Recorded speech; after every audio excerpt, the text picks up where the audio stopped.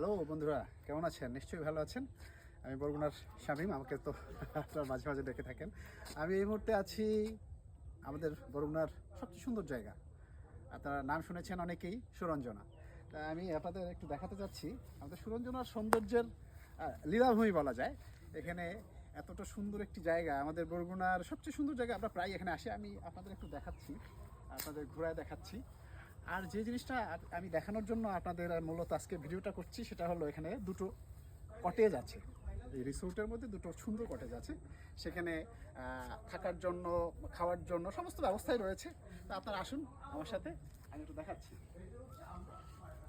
এই দেখুন, আপনারা জানেন সোহেল হাফিজের নির্মাণ শৈলীতে এক ধরনের গ্রামীণ এবং প্রাকৃতিক ভাব আছে, সেটা আপনারা দেখতে পাচ্ছেন কটেজে। তো আমরা আপনাদের কটেজের ভিতরটা দেখাচ্ছি। আসুন, আসো আসো আসো আসো। এই যে হলো আমাদের সোহেল হাফিজের সেই সাধারণ কটেজ। এখানে জেলা বিএনপির সদস্য সচিব আছে, তিনি বেশ দিচ্ছেন। আমাদের মামুন আছে, তারপর যার কথা আমরা সবসময় বলি সোহেল হাফিজ আছে, কিন্তু সাহেবের সাথে গল্প করতেছে। আমি একটু দেখানোর চেষ্টা করতেছি। হ্যাঁ, তুমি আসো, আমি পুরো কটেজটা ঘোরা দেখি, দেখাই।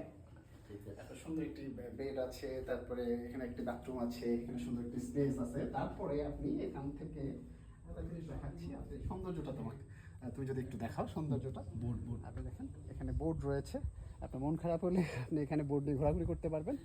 এবং আপনি দেখুন আপনার, তারপরে এখানে কিন্তু আম গাছ রয়েছে, প্রচুর ফলস গাছ রয়েছে। এই গাছগুলি মূলত কিন্তু আমাদের জন্য না। এই গাছ এবং ফলস গাছগুলি ম্যাক্সিমাম গাছ হলো পশু পাখির জন্য। বিভিন্ন রকম পাখি আসবে, তারা খাবে, কলরব শব্দ এগুলি আমরা শুনতে পাবো, সেটাই। তো বন্ধুরা সবাই ভালো থাকুন, ধন্যবাদ সবাইকে।